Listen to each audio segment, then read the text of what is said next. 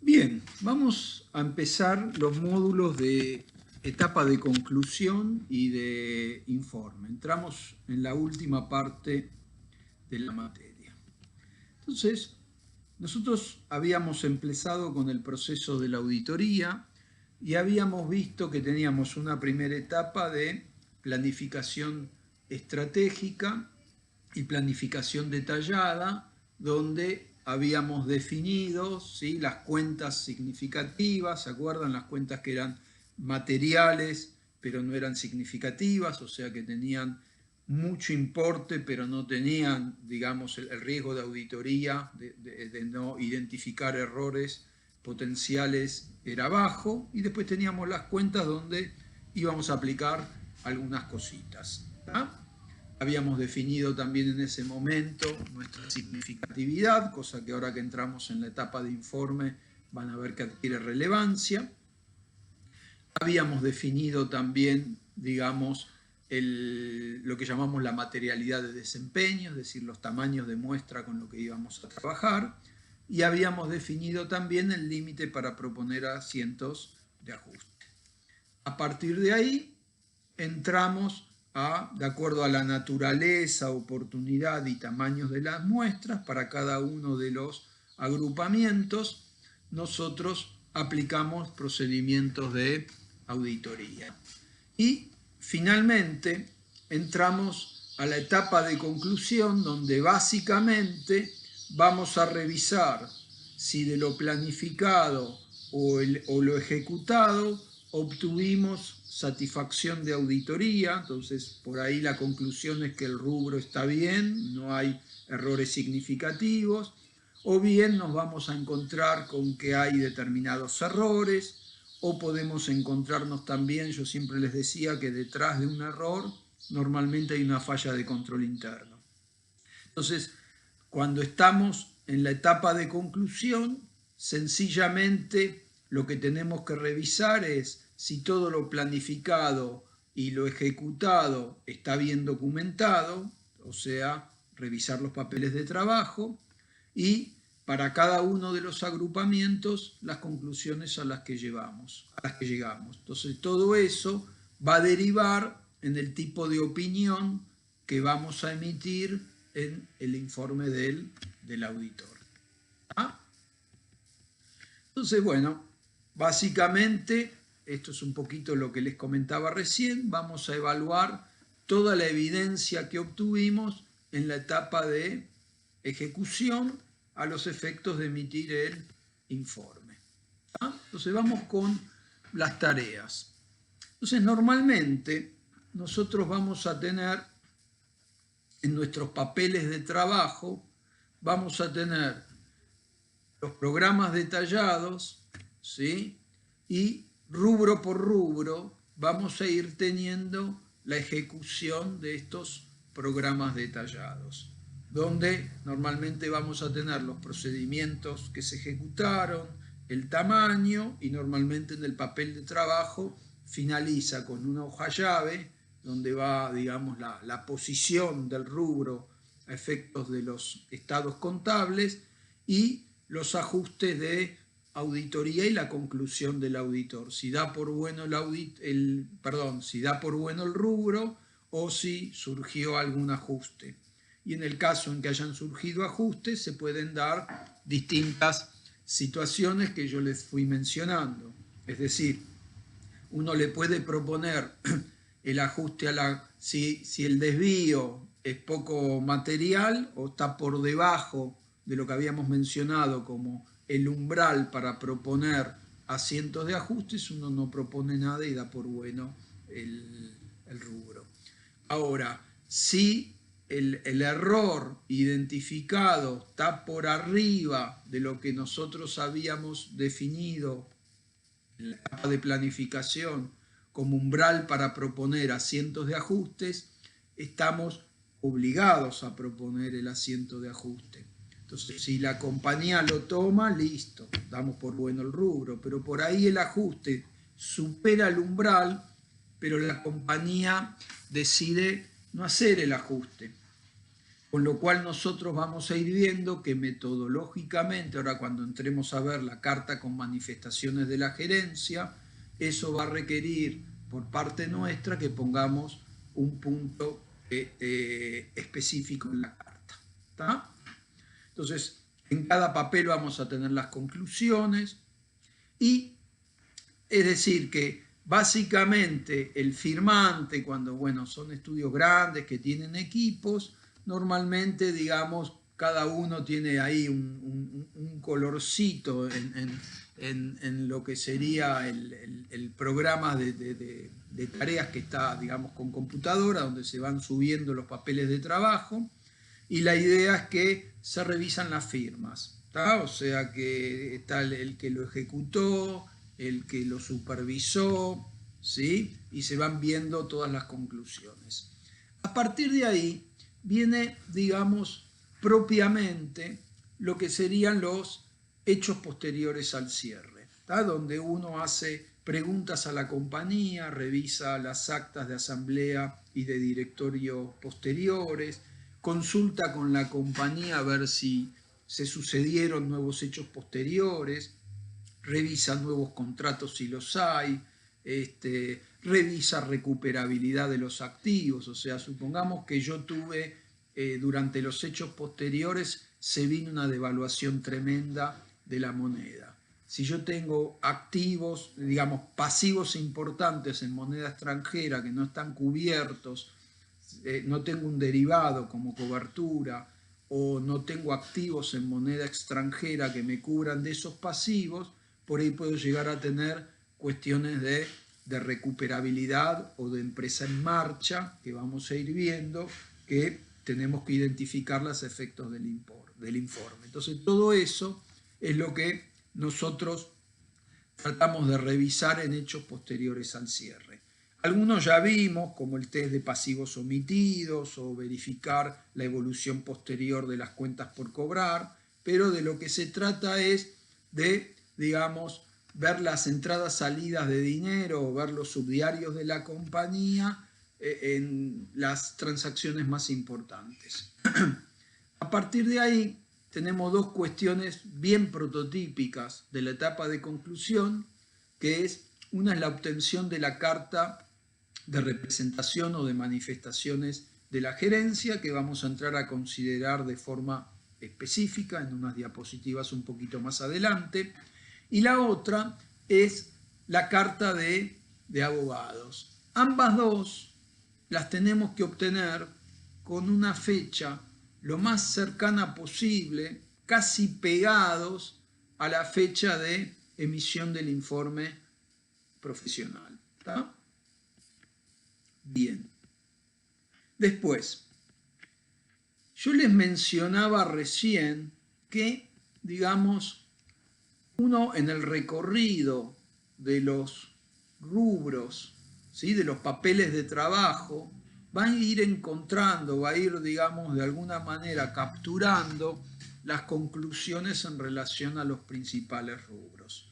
Entonces, en los casos en que hayan surgido ajustes, yo les comentaba recién digamos, los tres caminitos que habría, o el ajuste fue poco material y no requirió, digamos, ni siquiera se propuso, o sea, no pasaba el umbral, no se le propuso a la compañía, es decir, se dio por bueno, o pasó el umbral para proponer ajustes, metodológicamente tenemos que proponerlo, ¿sí?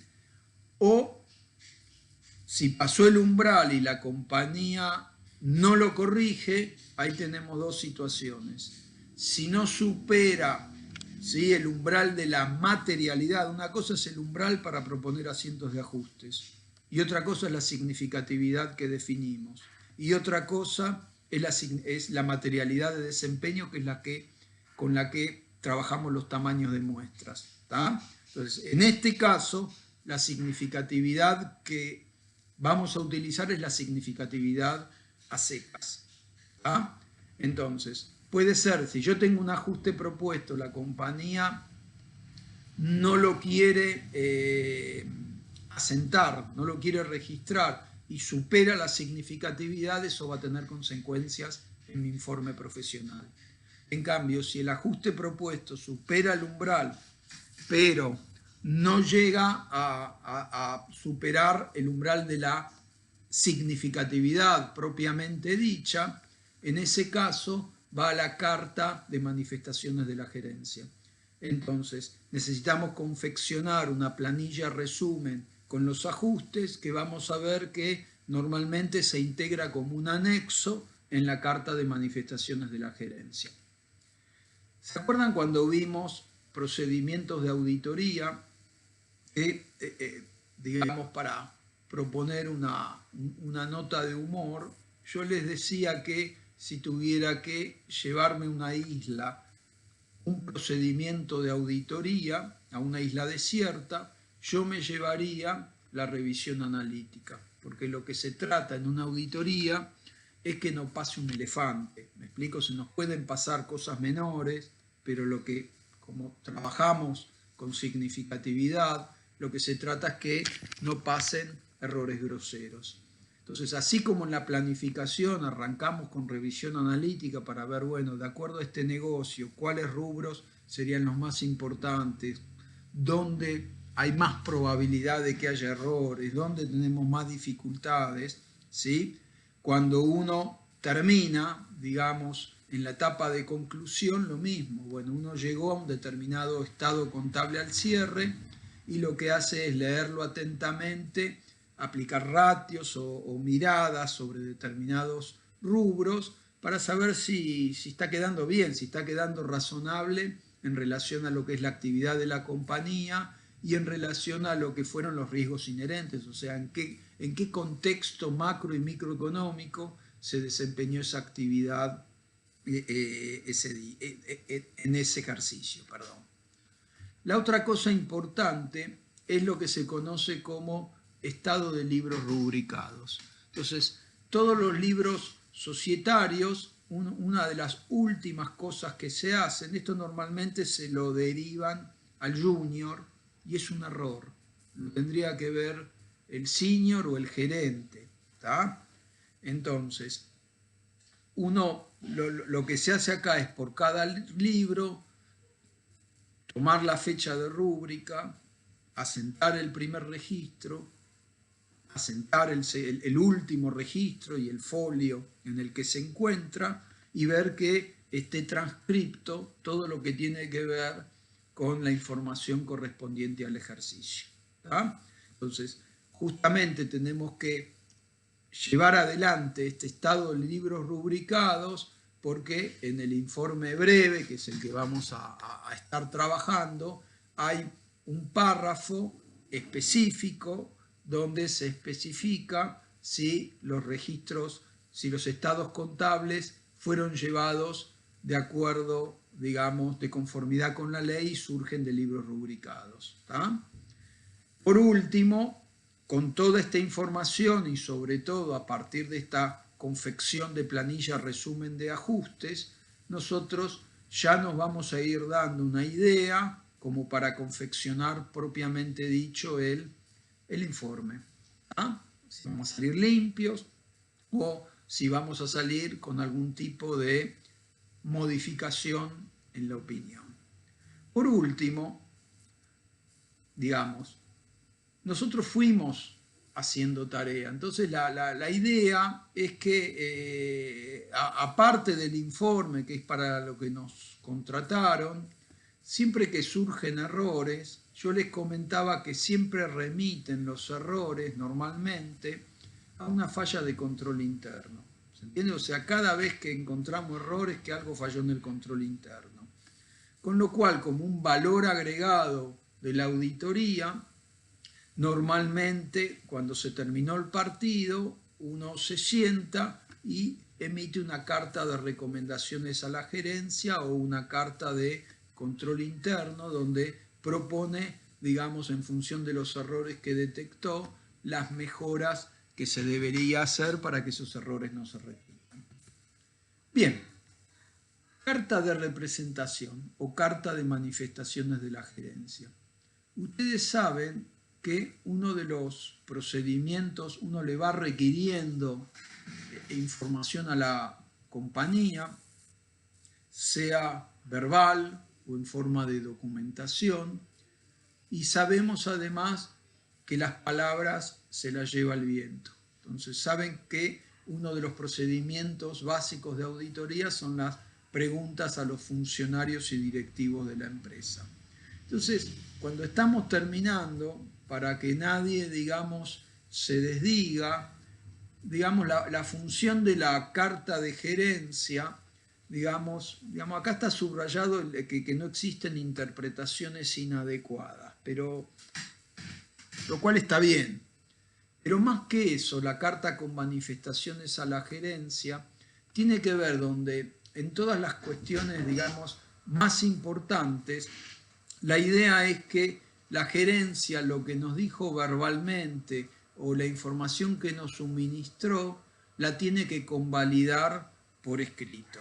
Entonces, esto es un procedimiento de auditoría y es básicamente el último procedimiento de auditoría. Entonces tiene que, digamos, la fecha de la carta de manifestaciones de la gerencia tiene que ser la fecha más cercana posible a la de emisión del informe de auditoría y tiene que ser posterior a la finalización del trabajo. Van a ver que uno de los puntos donde uno le pide a la gerencia, porque cuando uno hace la nota de hechos posteriores, uno le dice a la gerencia, más allá de que uno verifica si hubieron nuevos contratos o cuestiones, pero la manera de tomar noticia o el puntapié inicial para tomar noticia de si hubo hechos relevantes con posterioridad al cierre del ejercicio es preguntarle a la gerencia.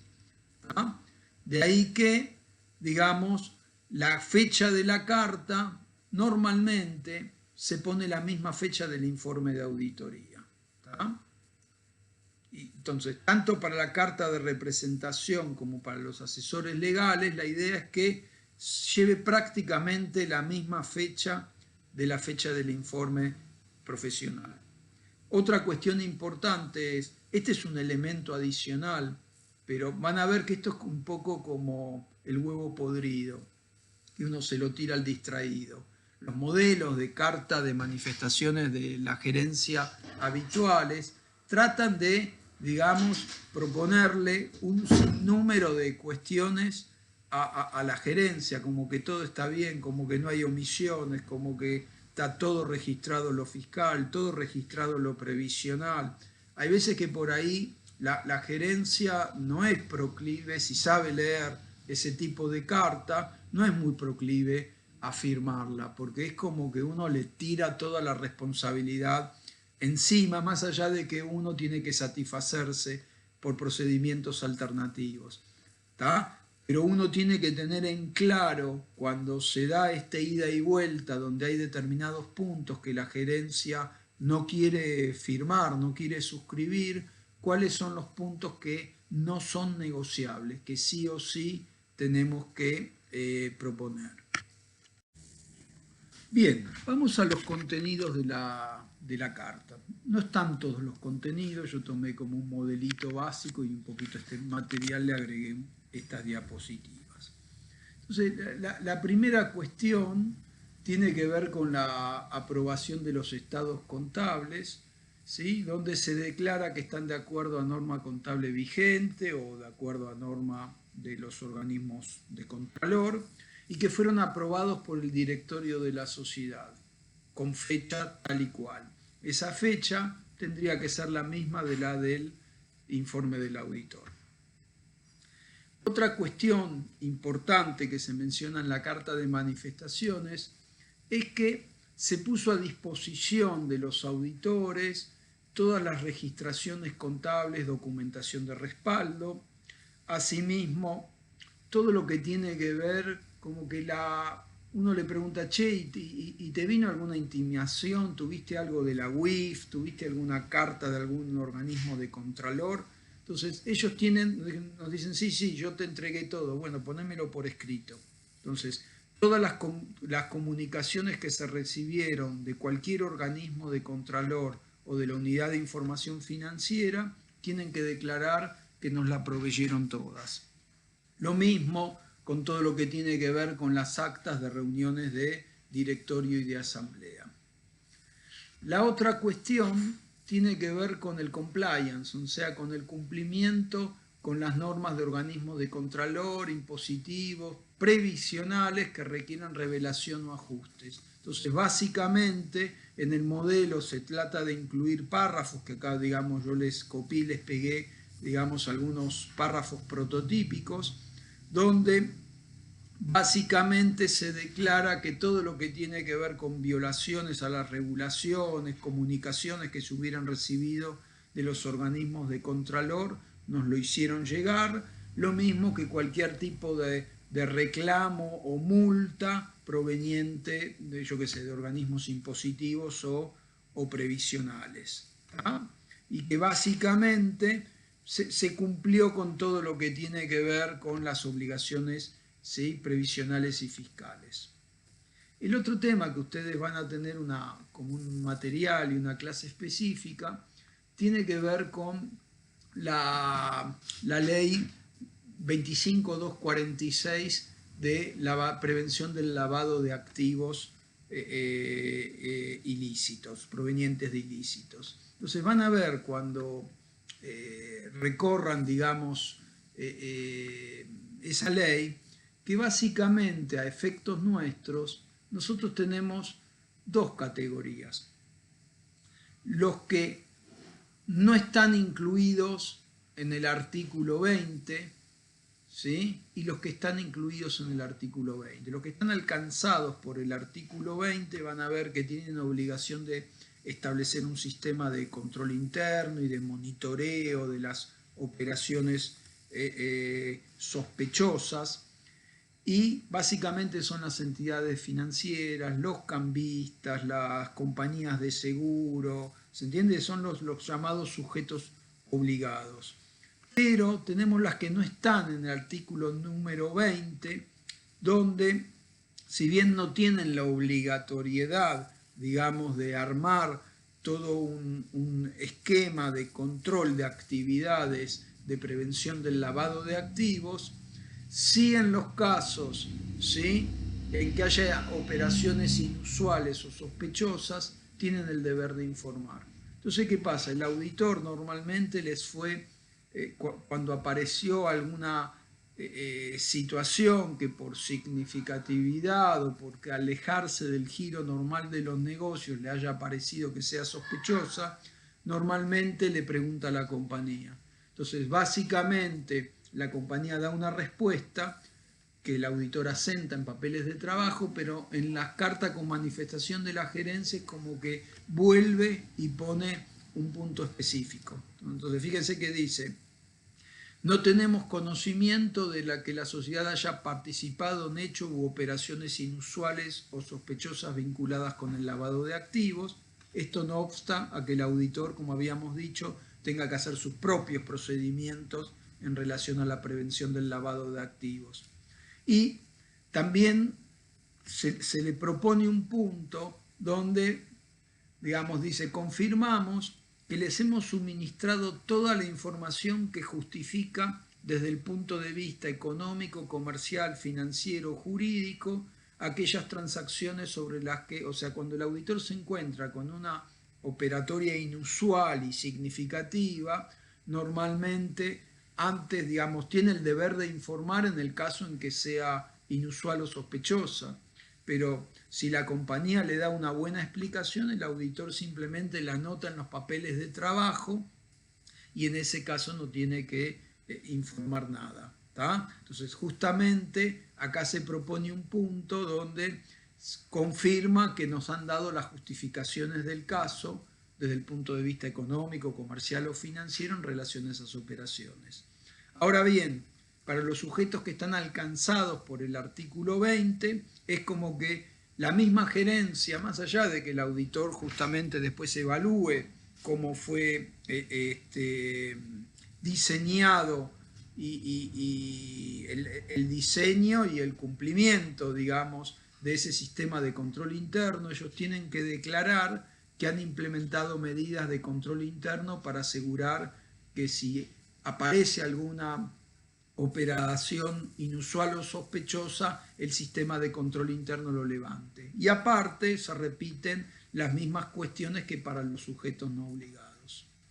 Bien, hace un ratito habíamos visto que teníamos, por una cuestión metodológica, va a haber determinados asientos de ajustes que pasaron el umbral para proponer asientos de ajuste de auditoría y que por ahí pasaron ese umbral, pero como no son significativos, esta es una salidita piola que siempre tiene el auditor para no agarrarse a las piñas con el cliente, porque en definitiva es un cliente. Entonces muchas veces cuando se encuentran cuestiones que no pasan la significatividad propiamente dicha, ¿sí? Pero sí pasaron el límite para proponer asientos de auditoría, uno le dice, bueno, mira, lo anotamos en papel de trabajo, no lo pases, sobre todo cuando esos ajustes surgen cuando ya se está cerrando el partido, ¿sí? Donde todo el mundo lo único que quiere es irse a duchar al vestuario, con lo cual uno le dice, mira, no pases este ajuste, te lo voy a poner en la carta con manifestaciones a la gerencia y vos me lo firmás.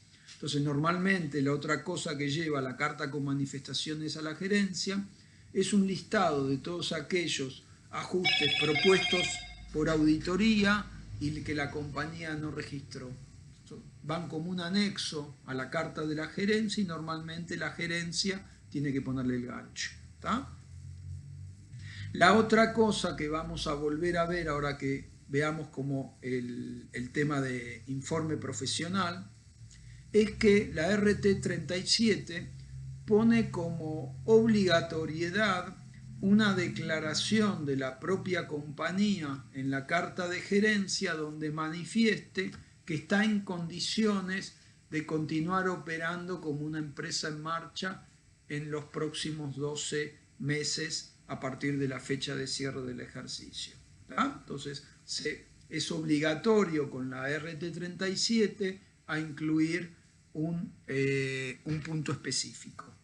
Y por último, ¿se acuerdan cuando vimos Caja y Bancos que se tomaba un arqueo, que había como una leyendita de integridad, ¿no? Los valores arriba mencionados fueron recontados en mi presencia, bla, bla, bla, puntos suspensivos, y es como que nos dieron toda la información y nosotros le devolvimos todo.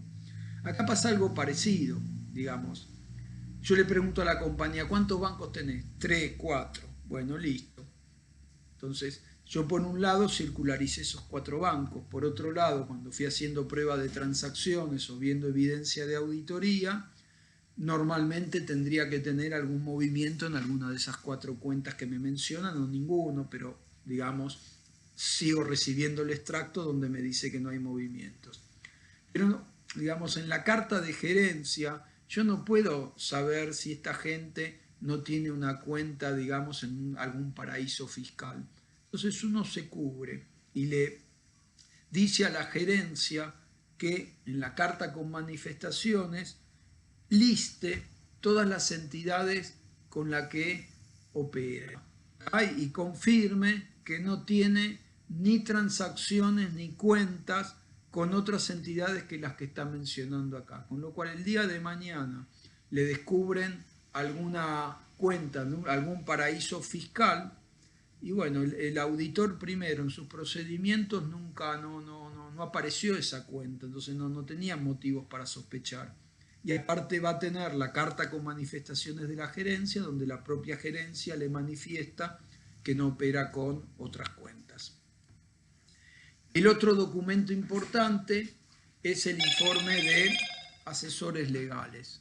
Tiene que también estar confeccionado a la fecha más cercana posible del informe del auditor. Normalmente casi a la misma fecha se le hace que firmen los abogados. Entonces ahí el abogado tiene que informar todas las causas que tiene la compañía contra terceros y terceros contra la compañía, ¿sí? La fecha, los montos reclamados, y acá hay una cuestión de docencia, porque normalmente el abogado no se la juega mucho.